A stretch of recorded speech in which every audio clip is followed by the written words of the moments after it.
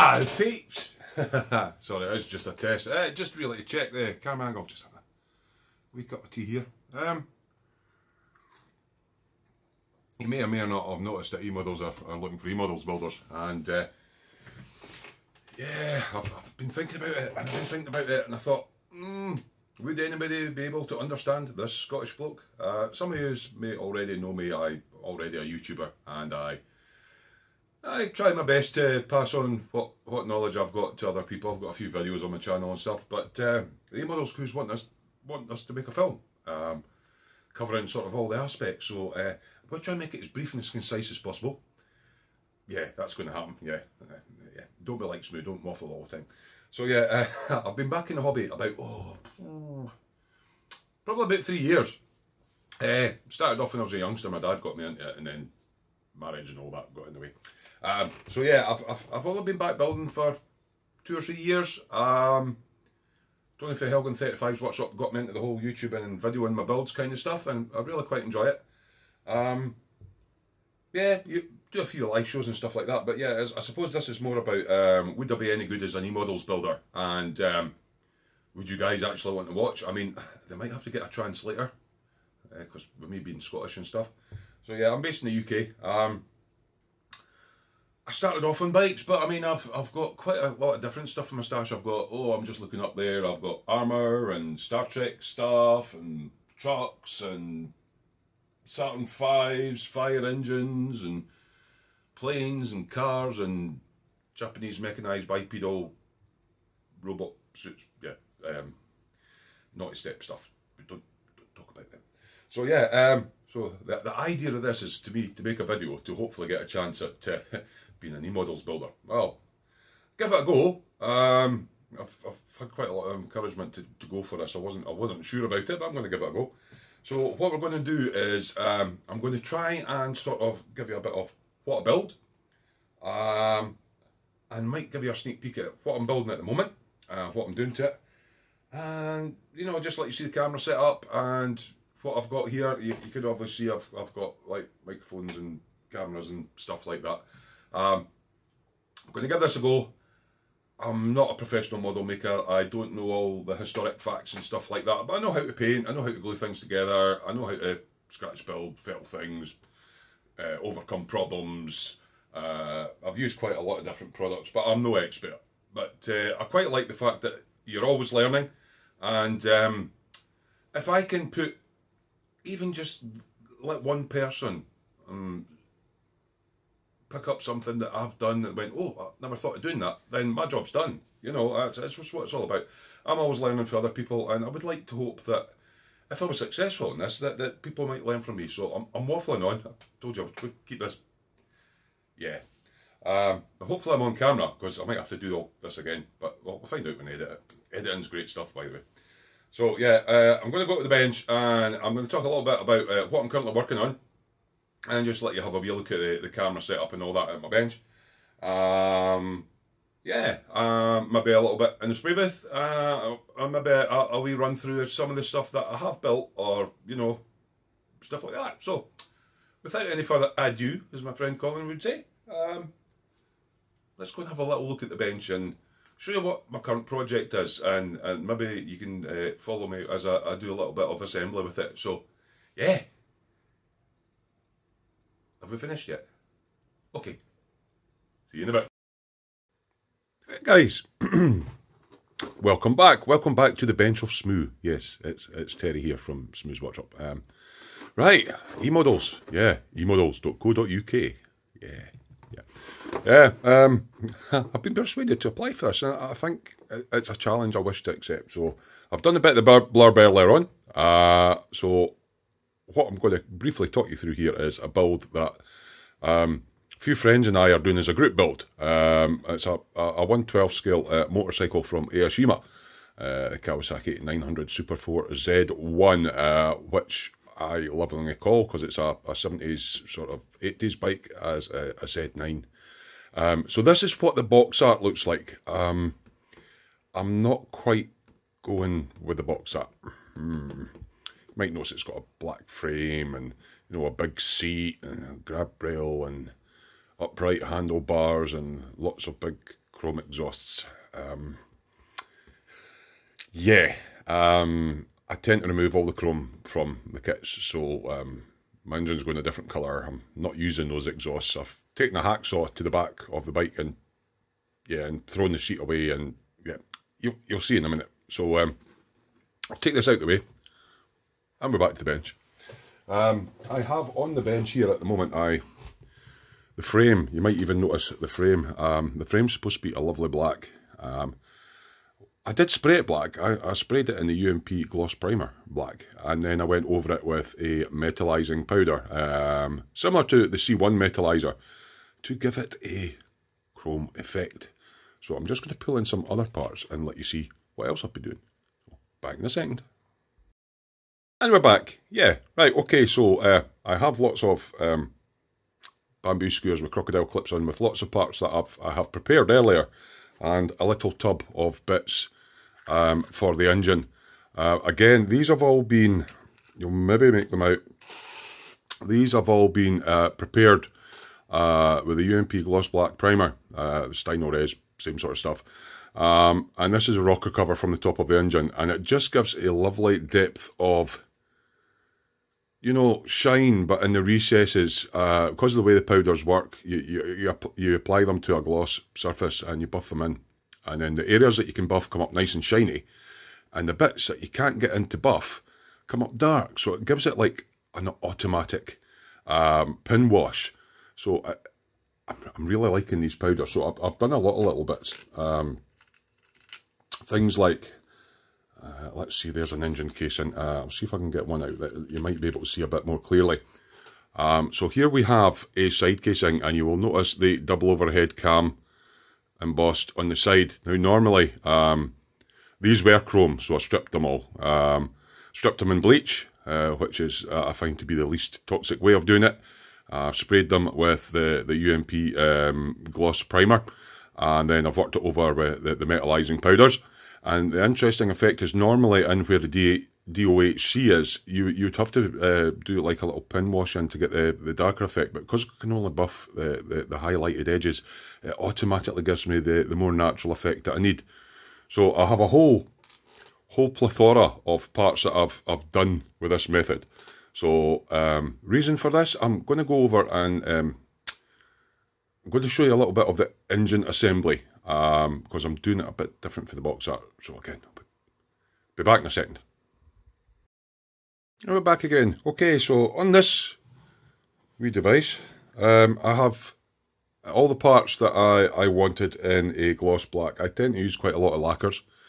This is the engine block. You can probably see it catching the detail there. So again, what I tend to do when I'm spraying black is I've went down with the UMP grey primer, and I've primed it all in that. And then I've went over with a lacquer coat of gloss black. This engine is supposed to be silver, so I've went black with it. It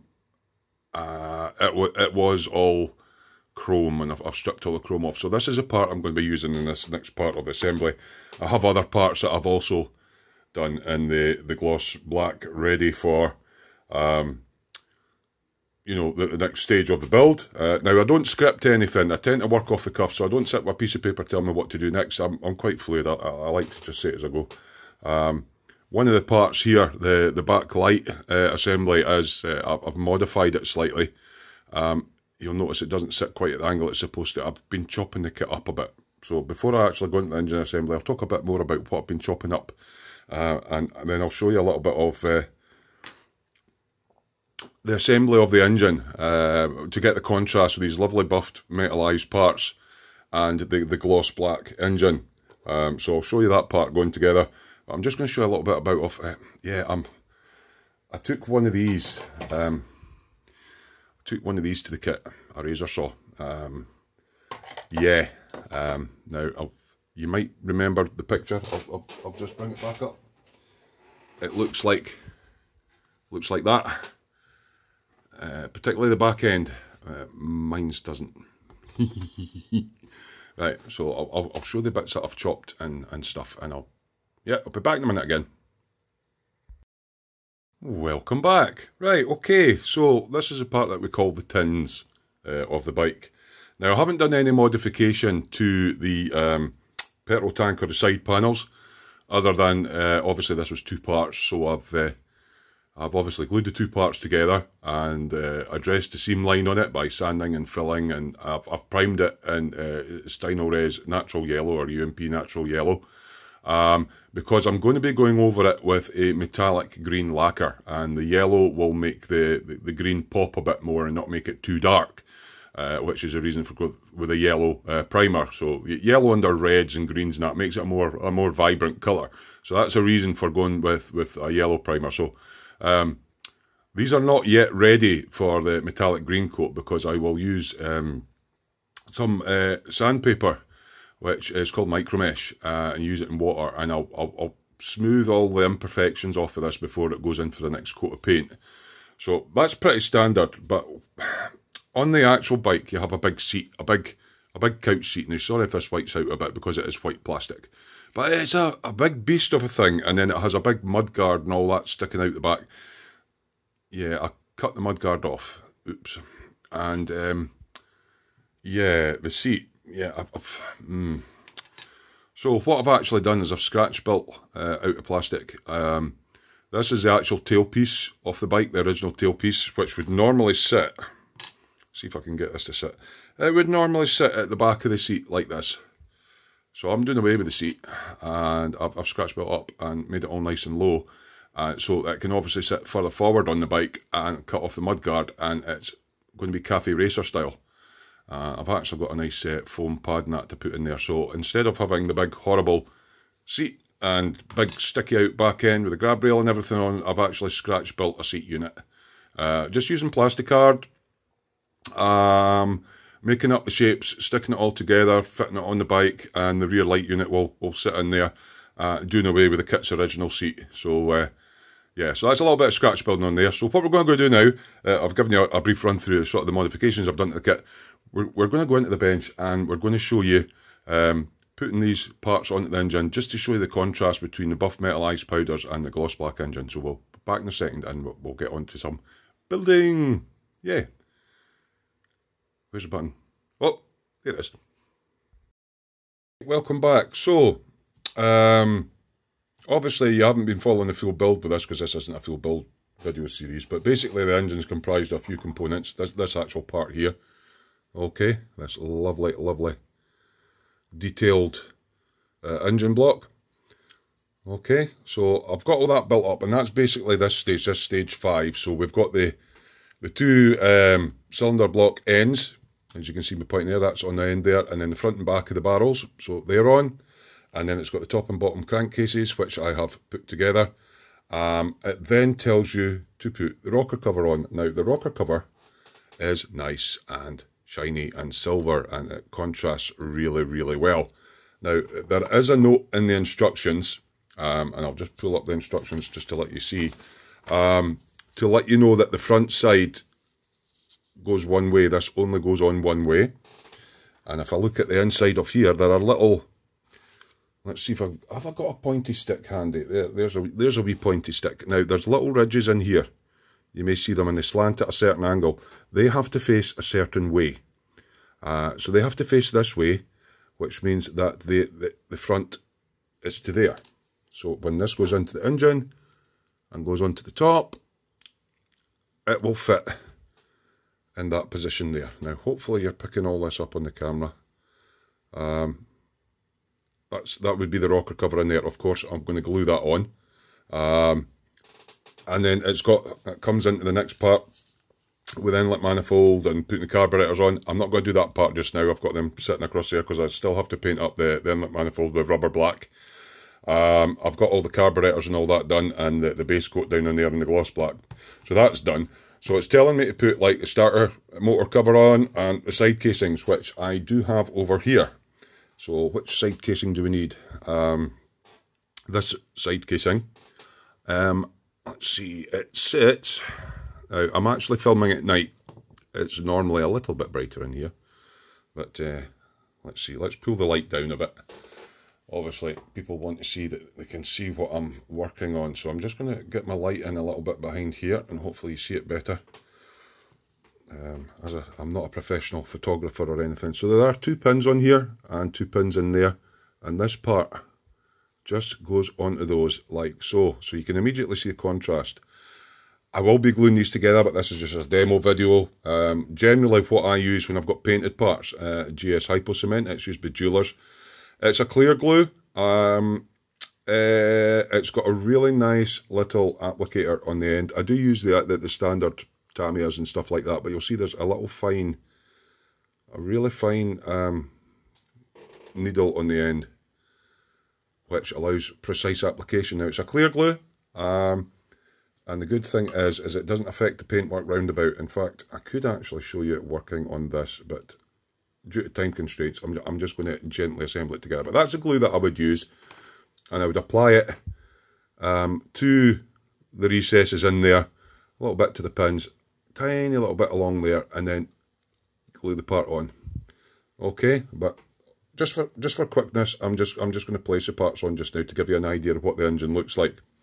Now the other side casing we have is this one, and this one again, it has 2 pins. I shall get my pointy stick. There are 2 small pins here and here, which go with corresponding holes there and there.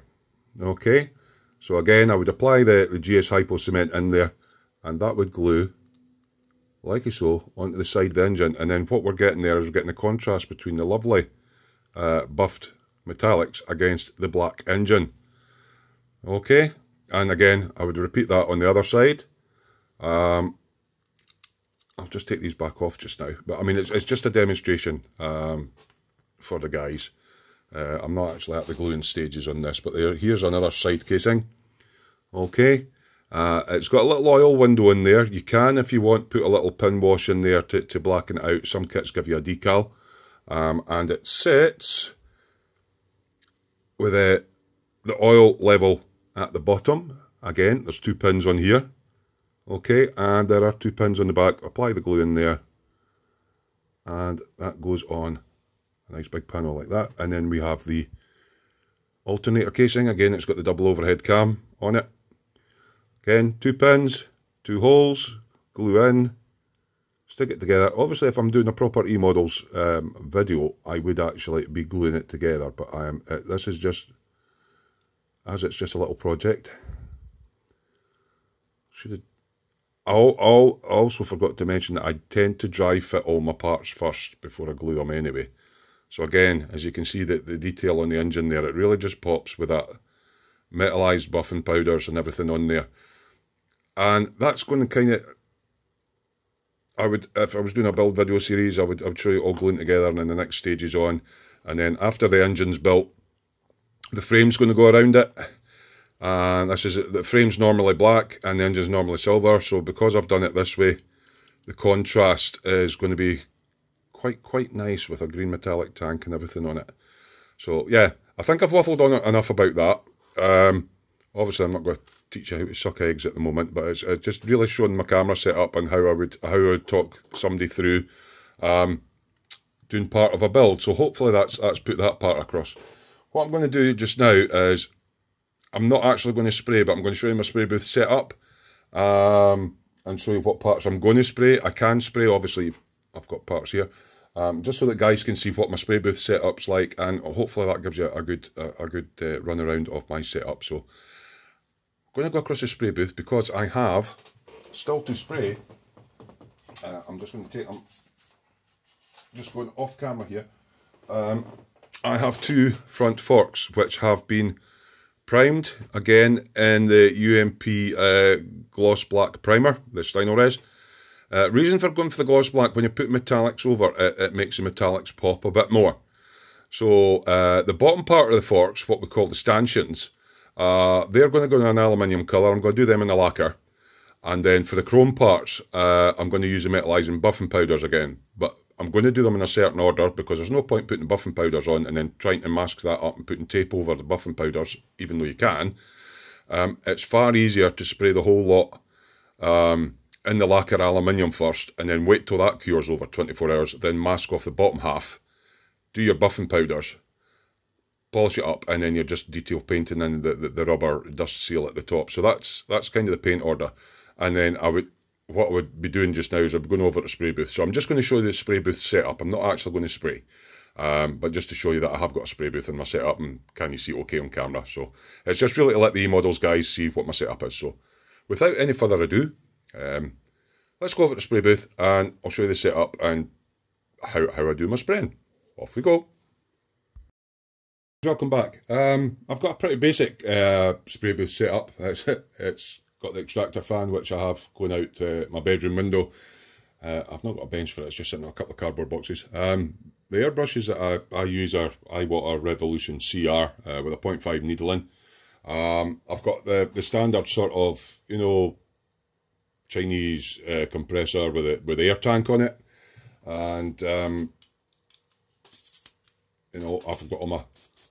So I can spray paint. I could go through and show you me spraying it. So I would be in my spray booth. I would show you how to mix the paint, how to put it in the cup, how to do your pressure and everything like that. Talk the person through how I'm going to do it. And then obviously you can see me in the spray booth and I'm going to be painting the part and showing about how you paint. You start on and come off and all that, and about thinning ratios and thin mist coats and all that sort of thing, and spraying the part. So I could have actually done a video on it, but I'm trying to keep this a little bit concise. But I can spray paint, so this is my spray booth setup so that you guys can see. And I'm just going to quickly pan the camera across on its boom. I have got a few kits that I've done. I like to, where I can, you'll probably see up the top all my motorcycles sitting in there that I've done, okay? In the next section down, I like to, this is one of the things that I do like doing. I know eModels don't supply electronic components, but I like putting electricity in my kits. So I've got a wee egg space shuttle there that has a cockpit that lights up and the lights up at the tail end in the boosters.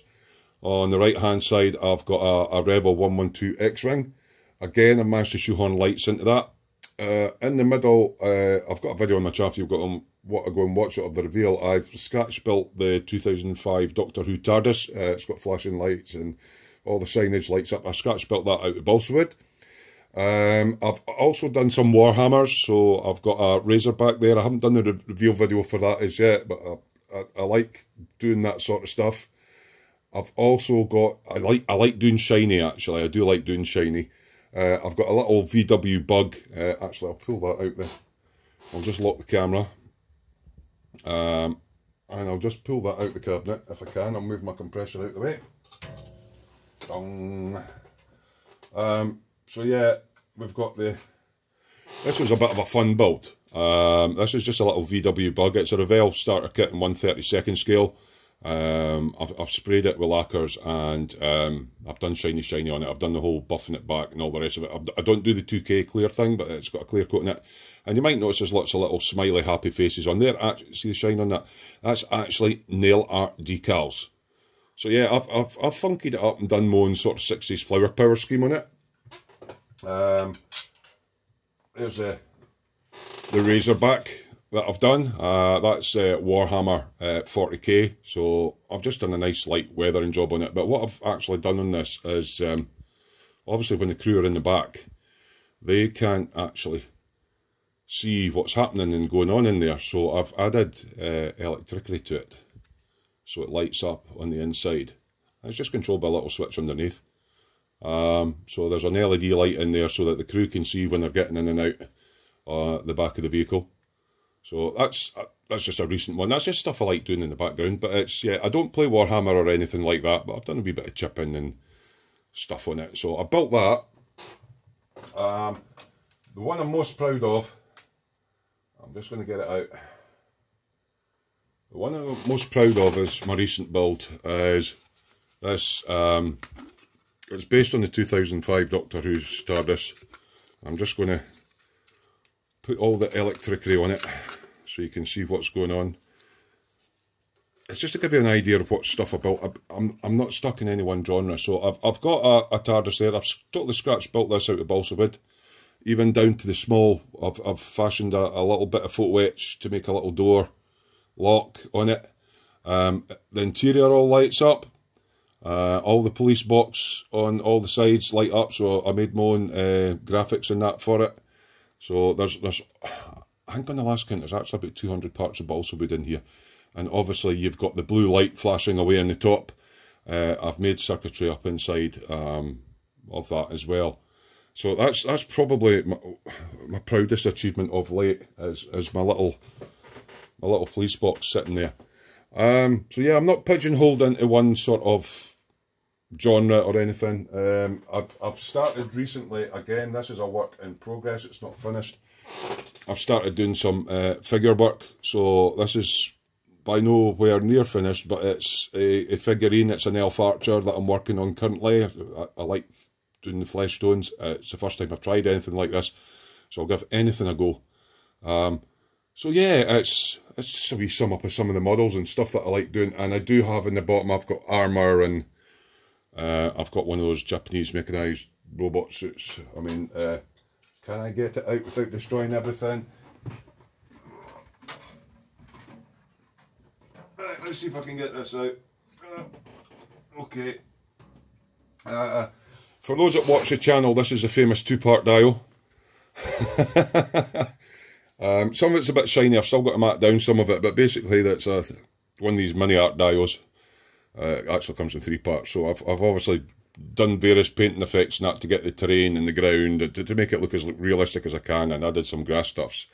One of the first builds I did when I came back to the hobby was this T62 tank. Now I've possibly over-weathered it, I don't mind admitting that, because I've probably used every single technique I'd learned since coming back to the hobby, like chipping and, you know, rust effects and smoke effects and all sorts of things. So it's probably not, it looks like a tank to me, and that's the whole thing about this hobby. It's all about, does it look like a tank to you? Did you enjoy making it? Does it look good? I'm not interested in rivet counting. I don't care if it's not exactly like the original, but you know, so it gives you an idea of the sort of stuff. I'll build anything. I'll build anything. I'm not so fair on aircraft, but I have got one to build. So hopefully, guys, without waffling on and waffling on and waffling on, my camera setup's okay for you guys. You can see I build a range of stuff. And yeah, back to the bench. My bench is all set up. You might notice a little bit of eModels.co.uk.